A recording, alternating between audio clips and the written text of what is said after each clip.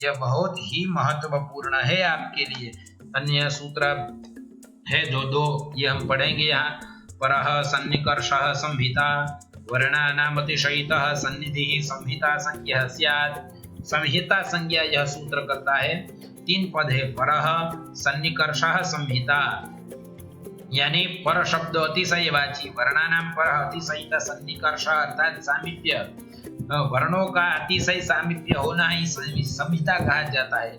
वर्णानाम अतिशयित सन्निधि, वर्णों की अतिशय समीपता जब हो तो उसे संहिता कहते हैं।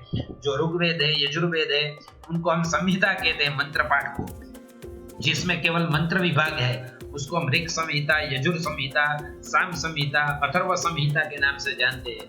इसमें केवल मंत्र विभाग है। क्यों? क्योंकि वह परस्पर इतने सम्मिलित है। देखिए आप, सहस्र शीरेखा पुरुखः सहस्राक्षः सहस्रपात सभूमिभू सर्वतस्मृतवात्यतिष्ठद्दशांगुलम। तो इसमें परस्पर वर्णों का अत्यंत सामीप्य होता है। तो सामीप्य होने के कारण ही तो उसे संहिता कहते हैं। सामीप्य को ही संहिता कहते हैं। अत्यंत सामीप्य, जैसे अत्यंत सामीप्य होने पर क्या होगा? संधि होगी। जैसे उदाहरण के रूप में देखिए, दधिधन अत्र, सामीप्य होने से दध्यत्र। मधुधन अत्र, सामीप्य होने से मध्वत्र। तो अर्धमात्रा का लाघव हुआ यहाँ।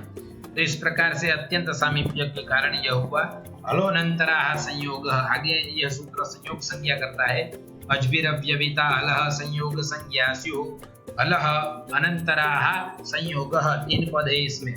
अलह मानी हल प्रत्यार, हयवरल यमंगण जब बगड़ जब बगड़ ख फ छ ठ थ चढ़ द कप श श ह। अनंतरा मानी रहित। किससे रहित? तो क्या स्वर से रहित। जो हल स्वर से रहित हो, परस्पर सम्मिलित हो जाए तो उसे संयोग कहते हैं। अर्थात व्यवधान रहित अलह संयोग संज्ञा भवति। जिन दो हलों के बीच में, जिन दो व्यंजनों के बीच में स्वर वर्ण न हो, उसकी संयोग संज्ञा होती है। अज्भिः अव्यवहिता हलः, अर्थात स्वर से विहित, स्वर वगરના હલની સંયોગ સંજ્ઞા થાય છે।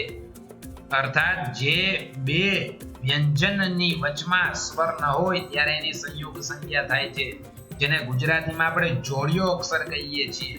जैसे अग्नि ही, तो ग और न के बीच में स्वर नहीं है, इसलिए ग और न का संयोग है।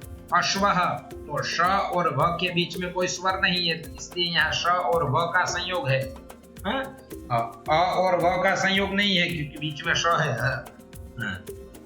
इंद्र में न और द के बीच में कोई भी स्वर नहीं है, इसलिए यहाँ द्र का संयोग है। प्रद्युम्न, इसमें पर का संयोग है। तो इस प्रकार से सन्निकर्ष, यहाँ देखिए तो डबल न जो है वहाँ डबल न का संयोग है। अंतरा, हलोनंतरा, इसमें भी अनंतरा न और द का संयोग है। तो जिन दो व्यंजनों के बीच में स्वर का अभाव हो तो उसकी संयोग संज्ञा, उसको संयोग कहते हैं व्याकरण में। यहाँ विशेष यह है, अत्र स्वर वर्णस्य व्यवधान रहित हल व्यंजन वर्णानां संयोग संज्ञा भवति। ययोः वर्णयोः मध्ये स्वर वर्णानां व्यवधानः विरोधः न भवति, तत् शब्द समुदायस्य संयोग संज्ञा भवति। व्यवधानं सदा विजातीयं, शब्द समुदायस्य संयोग संज्ञा भवति, न शब्द समुदायस्य संयोग संज्ञा न भवति। केवलं तत्र हल समुदायस्य एव संयोग संज्ञा भवति, समुदायस्य न भवति। व्यवधानम सदा विजातीयानाम एव भवति, न तो सजातीयानाम। व्यवधान तो विजातियों का ही होता है, सजातीय का नहीं होता है। जो समझ रहे हैं आप।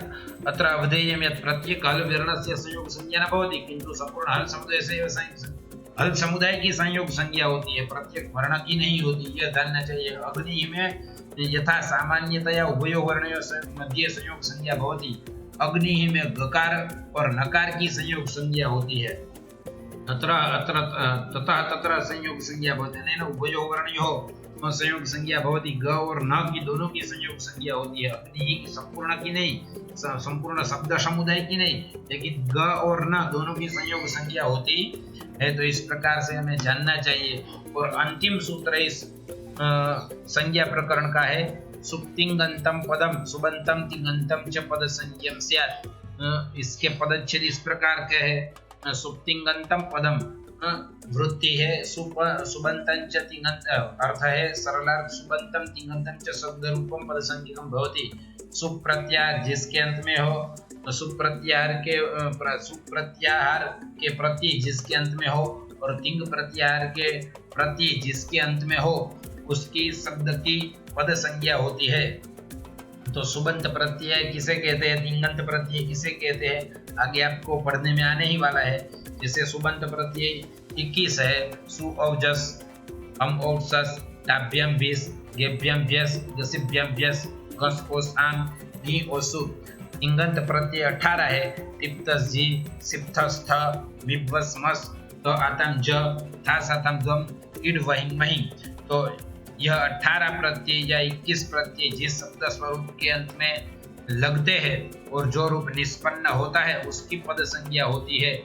जैसे उदाहरण के तौर में सुबंत पद है रामः, पुरुषः, नारायणः, शिवः, देवदत्तः, दत्तः, श्यामः, घनश्यामः, लक्ष्मी, गौरी, रमा इत्यादि सभी जो पद है नाम संज्ञक पद उसे प्रातिपदिक यानी सुबंत पद कहते हैं। और जो क्रियापद है उसे तिङन्त पद कहते हैं। जैसे खादति, पिबति, गच्छति, पठति, हसति, एधते इत्यादि सभी जो पद है वह तिङन्त पद कहे जाते हैं। तो इस प्रकार से आपका संज्ञा प्रकरण समाप्त होता है और इस संज्ञा प्रकरण को हम शिव चरणों में समर्पित करते हैं। आप सभी को धन्यवाद। आप सभी संज्ञा प्रकरण को बारंबार पढ़ें और इसको समझने का प्रयास करें।